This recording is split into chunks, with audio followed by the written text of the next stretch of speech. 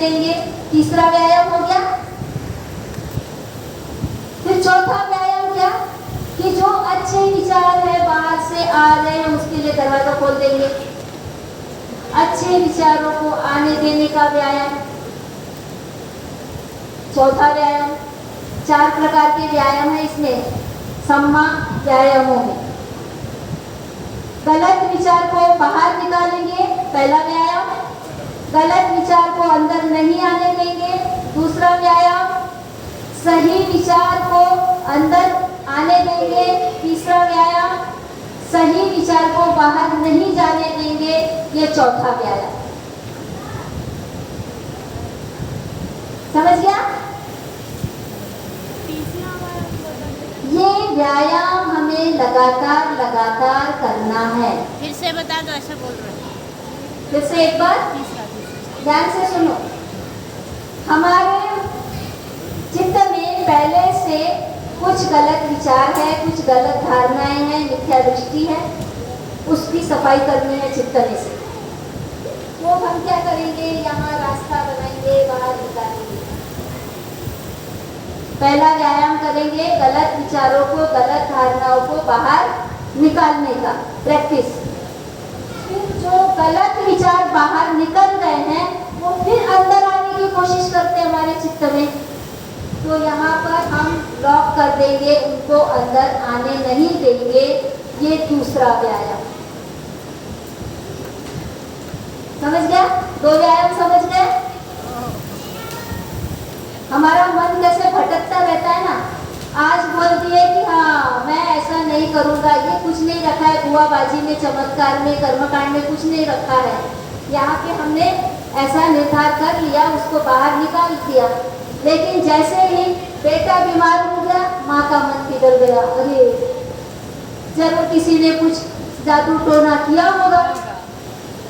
तो फिर वो गलत धारणा फिर वो अंदर आने की कोशिश करती है, फिर वो उसको रोक नहीं पाती है और फिर बुआबाजी में पड़ जाती है। इस तरह से वो जो धारणा, गलत धारणा हमने बाहर निकाली थी, दोबारा अंदर घुसती है।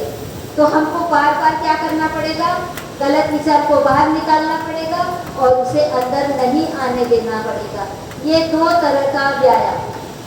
फिर तीसरा व्यायाम कि सही विचार हमको अंदर लेना है। नया विचार लिया ना आज आपने कि हमें किसी कर्मकांड चमत्कार पे विश्वास नहीं करना है, किसी की गुलामी नहीं करना, अंधश्रद्धा नहीं रखना।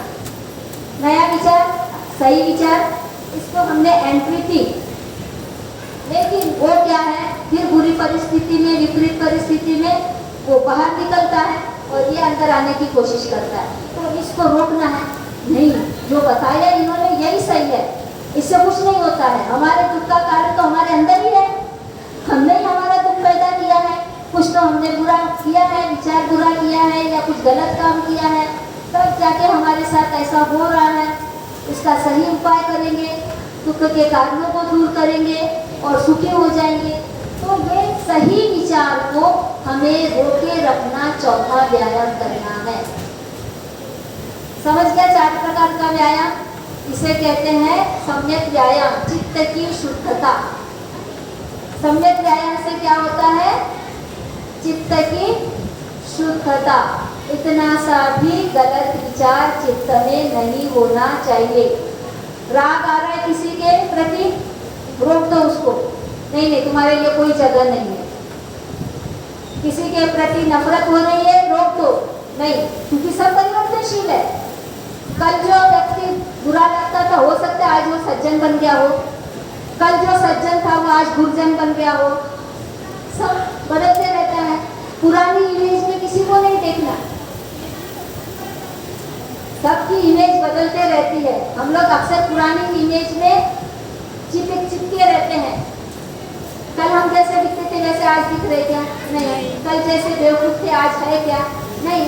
समय के साथ कितना कुछ परिवर्तित हो रहा है।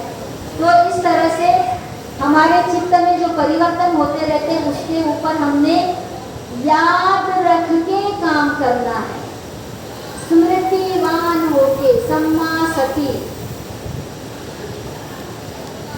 यदि हमने स्मृति नहीं रखी इन चीजों की तो हमारा व्यायाम सही नहीं होगा। सम्मा स्मृति यानी याद रखना है कि क्या करने से क्या होता है, याद रखना है कि सही क्या है गलत क्या है, बार बार याद रखना है, भूलना नहीं है। और ये कब होता है याद रखने का काम? जब हम लोगों के बीच में होते हैं। अक्सर हम लोगों के बीच में होते हैं, व्यवहार करते हैं, तभी हम ये सारी चीजें भूल जाते हैं। अच्छाई बुराई कुछ याद नहीं रहती। जैसे वो एक ब्राह्मण था, उसने शायद बंदे ने भी कहानी बताई थी, उसी तरह की कहानी है कि एक तपस्वी था, पहाड़ पर गया और बहुत तप करने लगा, बहुत ध्यान साधना करने लगा। बगल के गांव के लोग वहाँ से आते जाते उसको देख रहे, वाह वाह वाह कितना महान तपस्वी है, इसके चेहरे से कितना तेज टपक रहा है, कितना ज्ञानी ध्यानी है, बहुत प्रभावित होते हैं। फिर उससे मिलने जाते हैं, उसको वंदन करते हैं और बोलते हैं महाराज आप तो बड़े ज्ञानी ध्यानी लगते हैं, तेजस्वी लगते हैं, कभी हमारे गांव में भी पधारे, इस तरह से बोलते हैं। तो उसको बड़ा अच्छा लगता है, अरे वाह लोग तो मेरा बड़ा मान सम्मान कर रहे हैं, मुझे गांव में निमंत्रण दे रहे हैं। तो बोलता है ठीक है मैं आऊँगा कभी तुम्हारे गांव में। तो एक दिन वो निश्चय करता है गांव में जाने के लिए। अब जिस दिन वो गांव में जाता है तो मेला लगा रहता है गांव में, और सारे गांव वाले मेले में होते हैं, तो वो मेले में जाता है। अब क्या हो गया कि मेले में तो लोग मनोरंजन करते रहते हैं, कोई झूला झूल रहा है, कोई कुछ कर रहा है, कोई कुछ कर रहा है, तमाशा देख रहा है, और इतनी भीड़ रहती है मेले में कि सब एक दूसरे को रेल कर चलते हैं, धक्का मुक्की करते हुए चलते हैं, और किसी का ध्यान महाराज की तरफ में नहीं। महाराज जा रहा है, अरे इन लोगों ने मुझे गांव में बुलाया था, तो वो ये अपेक्षा के साथ हमें आता है कि मुझे पहचानेंगे, मेरा स्वागत करेंगे, मेरा मान सम्मान करेंगे, लेकिन वहाँ तो कोई उसकी तरफ देखता ही नहीं। लेकिन ये तो सारे बिजी है, कोई उसके तरफ देख ही नहीं रहा, तो पहचानेंगे कैसे? कोई इधर से धक्का मार के जा रहा है, कोई इधर से धक्का मार के जा रहा है। उसका सब्र का बांध टूट जाता है कि कैसे लोग हैं, मुझे बुलाया और मेरा स्वागत ही नहीं, मैं आया तो कोई देख भी नहीं रहा, कोई पूछ भी नहीं रहा। धीरे धीरे धीरे धीरे उसका गुस्सा बढ़ते जाता है, मन ही मन गुस्सा बढ़ता, और एकदम आग बबूला होकर फिर चिल्ला पड़ता है, लड़ पड़ता है लोगों से कि तुमको पता नहीं क्या मैं कौन हूँ, मैं उस पहाड़ी पर ध्यान साधना करने वाला हूँ, आप लोग वहाँ मुझे वंदन करने आते थे, आपने ही बोला था कि हमारे गांव में आना, और जब मैं आया हूँ तो तुम मुझे जानते नहीं हो। कोई उसके तरफ ध्यान नहीं दे रहा है। अब उसकी समझ में फिर आने लगता है कि कोई ध्यान क्यों नहीं दे रहा, और मैं कैसे क्रोध कर रहा हूँ, कैसे चीख रहा हूँ, चिल्ला रहा हूँ। तो वो समझ जाता है कि मैं अभी पूरी तरह से परिपक्व नहीं हुआ हूँ।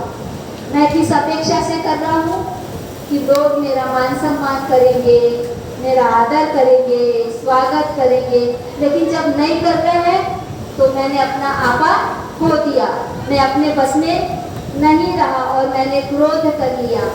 तो हमारी परीक्षा असल में समाज के बीच में होती है, जब हम लोगों के साथ उठते बैठते हैं, व्यवहार करते हैं, उस समय हमें सम्यक स्मृति नहीं रहती।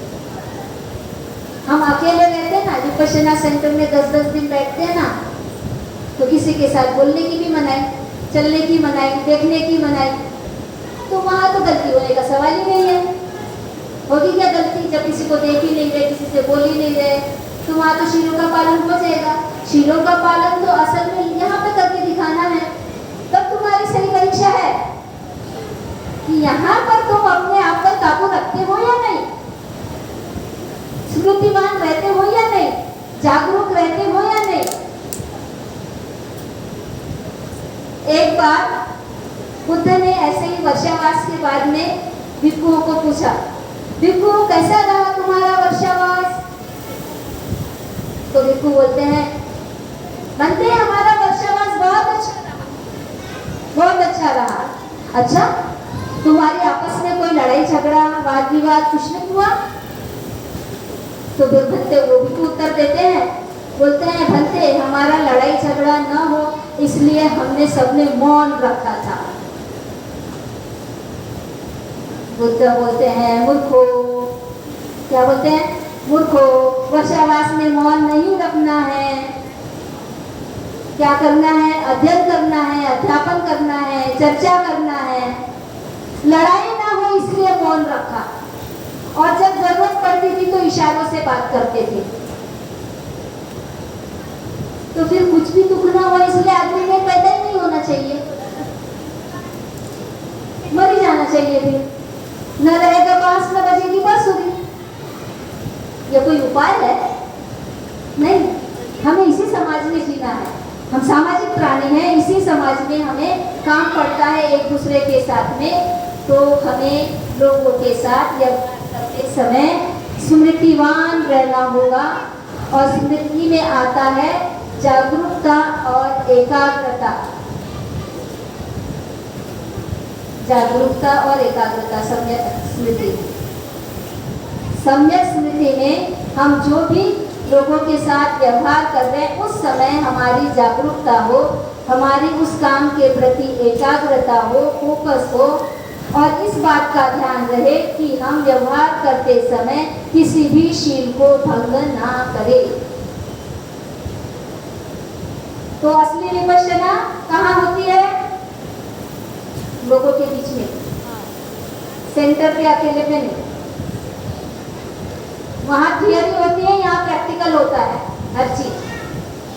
और जब आदमी इसकी प्रैक्टिस करता है, लगातार स्मृतिवान रहता है, लगातार व्यायाम करता है, तब इतना उसमें अभ्यास कर करके पक जाता है, उसके चित्त को इतना प्रशिक्षण मिल जाता है, इतनी प्रैक्टिस हो जाती है कि भूले से भी उसके माइंड में गलत विचार, गलत भाव नहीं आते। प्रैक्टिस से परफेक्ट बनता है ना आदमी। आदमी परफेक्ट कैसे बनता है? प्रैक्टिस से बनता है ना। लगातार अभ्यास करने से वो पक्का हो जाता है, और पक्का हो जाने के बाद में उसे तोड़ना मुश्किल होता है। तो यहाँ पर चित्त पक्का हो जाता है। किसमें पक्का हो जाता है? प्रज्ञाशील में पक्का हो जाता है।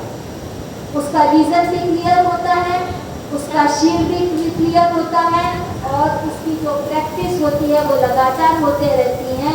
इतना मजबूत होता है कि स्थिरता आने लगती है। किस चीज में स्थिरता आने लगती है? उसके व्यवहार में। व्यवहार में स्थिरता आने लगती है कि सही ही करना है। जब भी बोलेगा सही बोलेगा, जो भी करेगा सही करेगा। मतलब उसको एफर्ट्स नहीं लगाने पड़ते। जिसको हैबिट हो जाती है, आदत हो जाती है, उसको बहुत प्रयास नहीं करने पड़ते। अभी देखो, जैसे मुझे बार बार अच्छा बोलने की आदत, अब मुझे क्या करना पड़ रहा है? जागरूक होकर प्रयास करना पड़ रहा है कि मैं अच्छा शब्द आपको सही बोलूं। लेकिन जैसे मैं उसकी प्रैक्टिस करूंगी, सही बोलना है, सही बोलना है, सही बोलना है, इसी शब्द का प्रयोग करना है, तो ऐसी प्रैक्टिस हो जाएगी कि बाद में मेरे मुंह से अच्छा शब्द निकलेगा, सही ही निकलेगा, है ना। बहुत लोग जैसे माता जी बोलते रहते हैं। हम बोलते हैं अंधे जी बोलो, भिक्खुनी जी बोलो, लेकिन उनको आदत पड़ी है माता जी बोलने की, तो वो एफर्ट्स लगाते हैं। पहले माता जी बोलते, अरे नहीं नहीं नहीं बोलते जी बोलते। ये क्या है? प्रयास कर रहे हैं सुधरने का। लेकिन हमेशा हमेशा हम बोलते रहेंगे, हमेशा हमेशा बोलते रहेंगे तो क्या हो जाएगा? फिर आदत पड़ जाएगी, जैसे माता जी की आदत पड़ गई है ना। अभी आर्य सत्य बोलने की आदत है। अब नया नया सीखा है, आर्य नहीं बोलना है, अर्य सत्य बोलना है, अर्य सत्य बोलना है। लेकिन जब ध्यान नहीं रहेगा, जागरूकता नहीं रहेगी, स्मृति नहीं रहेगी, तो क्या हो जाएगा? फिर से मुंह में आगे आ जाएगा। तो क्या करना पड़ेगा? फिर प्रयास करना पड़ेगा स्मृतिवान रहने का, जागरूक रहने का। और जब जब स्मृतिवान हो जाओगे तब तक उस गलती को सुधारोगे। अरे नहीं, आर्य नहीं, अर्य बताया था बंदे जी, अर्य बोलना है। फिर दूसरे को भी बताना है। खुद को याद करना है ना, तो हम दूसरे वो बोलते हैं अरे ऐसा नहीं, ऐसा बोलना होता है। एक्चुअली वो हम खुद को बता रहे होते हैं, खुद में सुधार कर रहे होते हैं, लेकिन दूसरे को बोलते हैं ऐसा नहीं, ऐसा करो। समझते हैं, अक्सर हम दूसरे को बताते हैं, बताना खुद को होता है। तो इस तरह से जब इसमें परिपक्व हो जाते हैं तो स्थिरता आने लगती है, समाधि की अवस्था में हम पहुंचने लगते हैं। यानी राग, द्वेष, लोभ, आसक्ति, घृणा, ईर्ष्या, ये सारे जो गलत भाव है हमारे चित्त में बिल्कुल भी नहीं आते हैं। कितना भी कोई प्रयास कर ले तब भी नहीं आते हैं। कोई उसको उसके बदले में कितने भी लाखों रुपया ऑफर कर दे तो भी वो आदमी नहीं बोलता मैं नहीं पीऊंगा, एक घूंट भी नहीं पीऊंगा, 1 लाख या 1 करोड़ के तब भी नहीं पीऊंगा। मतलब क्या हो गई, उसमें स्थिरता आ गई, वो समाधि की ओर है, समाधि में जा रहा है। और यहाँ इस अवस्था में वो राग, द्वेष, लोभ से मुक्त हो जाता है। जी, राग, द्वेष, लोभ से टाइम हो गया।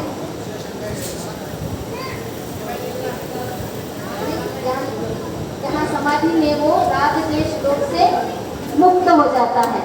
मतलब हमारा उद्देश्य क्या है, ये 8 अंगों से हम कौन से मंजिल पर पहुंच रहे हैं। ये 8 अंग हो गए ना, किस मंजिल पे पहुंच रहे हैं, राग, द्वेष, लोभ मुक्त, यानी निर्वाण। मंजिल क्या है हमारी, निर्वाण। मृत्यु को निर्वाण नहीं कहते, चित्त की शुद्धता को निर्वाण कहते हैं। चित्त में राग, द्वेष, लोभ खत्म हो गया है, मतलब हम निर्वाण को प्राप्त किए हैं। और ये बड़ा कठिन है। हाँ, ये जो राग शब्द है, मराठी का राग है ना, वो नहीं है, ये हिंदी का राग है। हाँ, हिंदी और पाली में भी, पाली का राग है, इसका मतलब प्रेम होता है। और प्रेम से पता है ना, आसक्ति निर्माण होती है। तो इस तरह से प्रेम, द्वेष और लोभ, इससे हमारा चित्त पूरी तरह से साफ हो जाता है, मुक्त हो जाता है। तब कहते हैं कि हमने निर्वाण यानी निब्बान प्राप्त कर लिया है। ये हमारी मंजिल है। यहाँ जो व्यक्ति पहुँचता है उसे ही अरिहंत कहते हैं या अरहत कहते हैं। जिसने निब्बान प्राप्त कर लिया उसे अरहत कहते हैं। यानी उसने अपने सारे शत्रुओं का अंत कर दिया। कौन से शत्रुओं का, राग, द्वेष, लोभ हमारे शत्रु है। इन शत्रुओं को हरा दिया, वो अरहत हो गया। तो ये हमारी अंतिम मंजिल है। इस मंजिल पर पहुंचने के बाद आदमी के हाथ से बहुजनों का हित ही होता है, कल्याण ही होता है। वो कभी किसी का बुरा नहीं सोचता, वो बहुत करुणामयी हो जाता है, वो सब पर करुणा करता है। तो ऐसा ही हमारे बुद्ध का सफर रहा है और हम भी इस 8 अंगों वाले मार्ग पर चलकर इस मंजिल पर पहुंच सकते हैं और अपना और समाज का, बहुजनों का कल्याण कर सकते हैं। यहीं पर मैं रुकती हूँ। किसी को कोई सवाल हो तो बताएं। हाँ, पूछिए।